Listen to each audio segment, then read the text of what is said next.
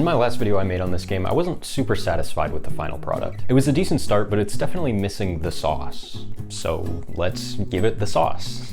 As a quick recap, this is a game in which you're playing as a character that's experiencing a bout of sleep paralysis, and you have to focus on each of your limbs to wake them up while fending off your evil sleep paralysis demons. Pause if you want to read what they do, or go back and watch that older video. It's not super important for this one.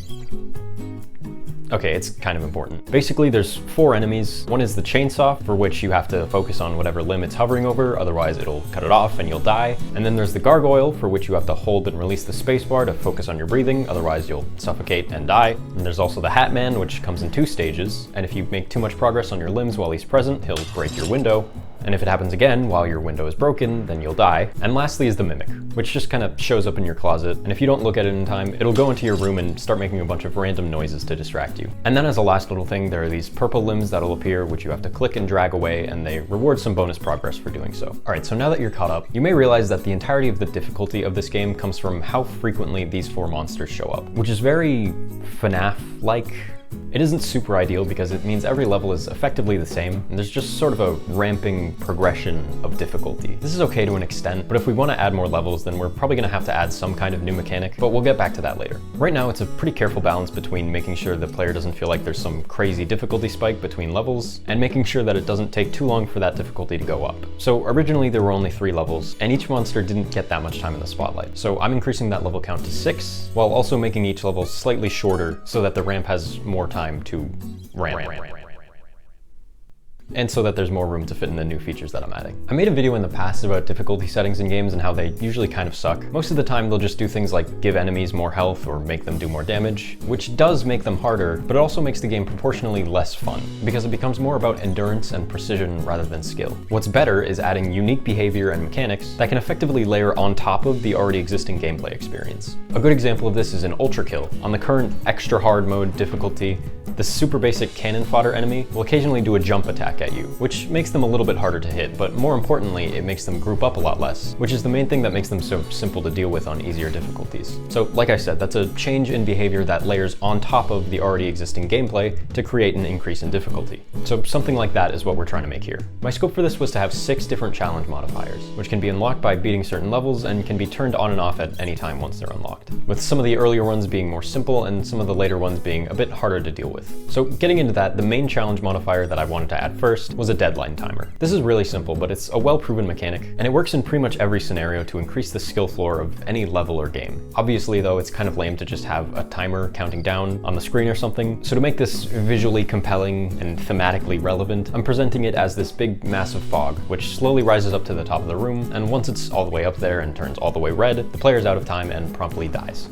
The next one, also really simple, just to add a little bit more chaos and to distract the player a little bit more, we're gonna occasionally throw in a bunch of random sounds that don't actually mean anything. As I mentioned before, when the gargoyle appears, you have to hold and release spacebar to focus on your breathing until it goes away. So for this next challenge mod, I'm gonna make it so you're always very slowly running out of breath. So now you have to breathe even when the gargoyle isn't there. Still really simple to implement, but it has a bit more gameplay impact than the last 2. For challenge modifier number 4, I want something that affects the player's vision, since that affects how much information they have, and thus how much they have to infer on their own in order to make decisions. So I'm adding these little splotches of black that appear over their vision that randomly appear and disappear. I'm also making it so more of them appear in later levels and less of them appear in earlier levels, just so it scales with the difficulty a little bit better. This is a bit of a side point, but this blot of darkness is actually pretty cool. It's based off this parallax mapping shader that the original creator was using to make like portals or something, which is cool. But basically, I took this shader and at the end of it, I'm discarding all the pixels that aren't pure black. This way it looks more like a weird inky blot rather than a portally parallaxed hole in a wall. I said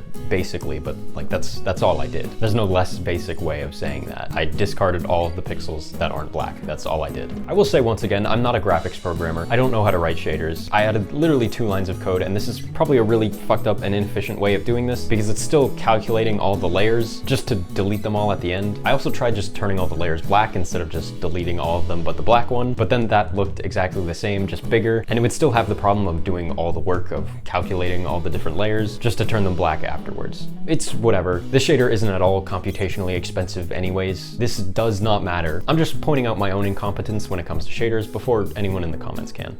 Actually, speaking of me being incompetent as a graphics programmer, check out this foliage wind sway shader that I copied off this guy's website. I do understand how this one works though. Basically, the main thing we're using here is vertex colors, which is, as the name implies, the color of every vertex on the mesh. This is separate from regular texturing methods, where what you would normally do is unwrap your 3D model onto a flat plane and use this, which is called UV coordinates, to map your texture onto the object. With vertex coloring though, we can use this as the final material of our object, but it's usually left in the background to use with shaders like this. The shader itself is a lot more simple than it looks. All we're really doing here is offsetting each vertex a small random amount every frame, depending on how red its vertex color is. And this would all be great if not for the fact that I downloaded this tree 3D model off Sketchfab, and it was not made with the intention of being used with this shader. So when we do it the intended way, it kind of looks like shit. And I spent like 2 hours trying to get it to work with the vertex colors. But we're just gonna toss those out. It's whatever. It looks better when we get rid of them anyways because it like moves more. It looks weird from this close, but you know, from the actual camera's position, it looks right.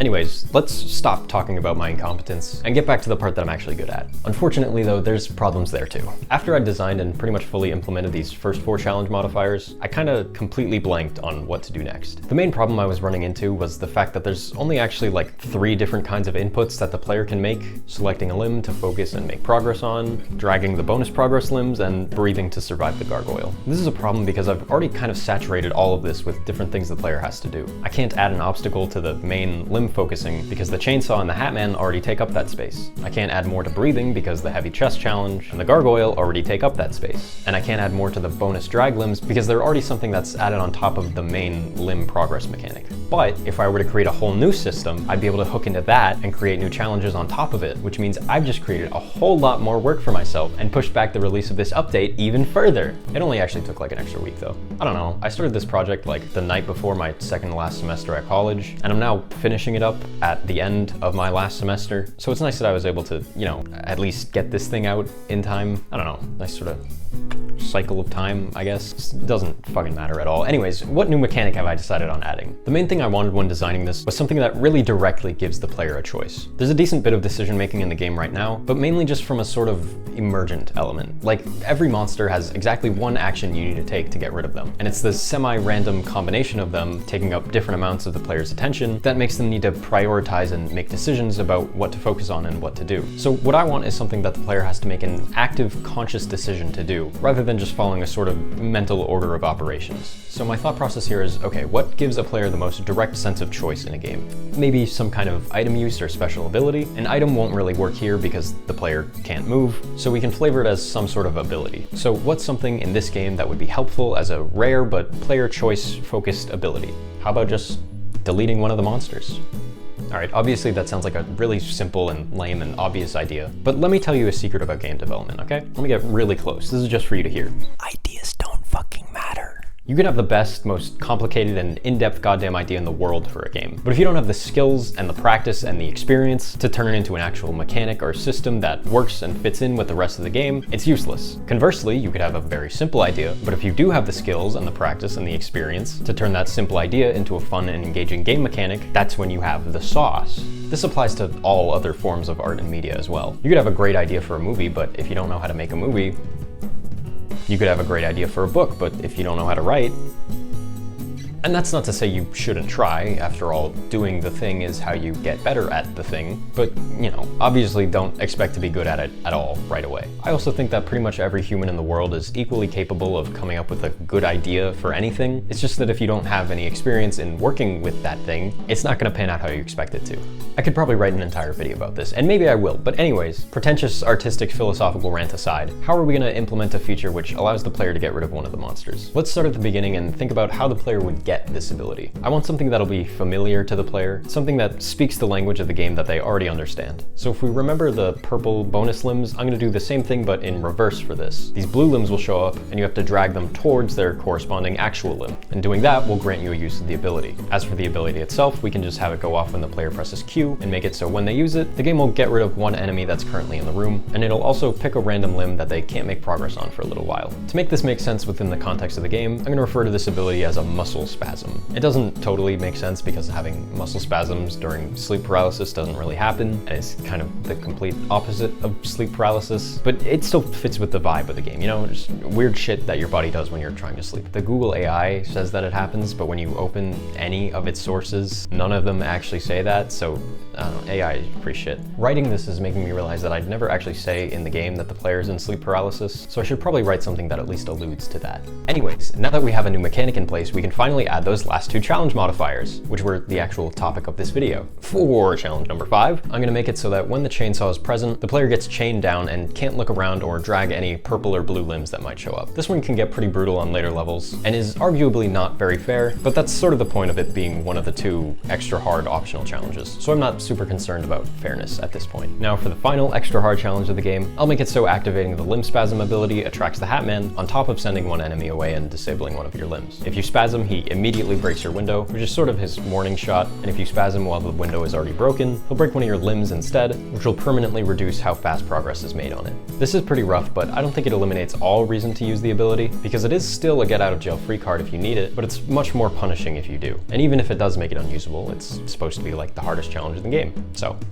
And goddamn, by the way, these challenges are working way better together than I thought they would. Originally, I thought the part of the chainsaw challenge where it doesn't let you move your camera wouldn't really do that much, but when it's combined with the vision holes, especially in a later level, it takes a lot of information away from the player, and it actually takes some effort to tell where the chainsaw is and whether or not the Hat Man's at the window. Emergent gameplay, what can I say? Emergent gameplay. As a final thing to give a bit more incentive to actually do the challenges, I added a little high score feature in the challenge menu, which is calculated based on the level completed and the difficulty value of each challenge you had turned on. The maximum score is 2,000, which you can get by beating the last level with all 6 challenges turned on, and who knows, you might get some kind of surprise if you're able to do that. Maybe some kind of secret bonus cutscene or something. I don't know. Why would I know?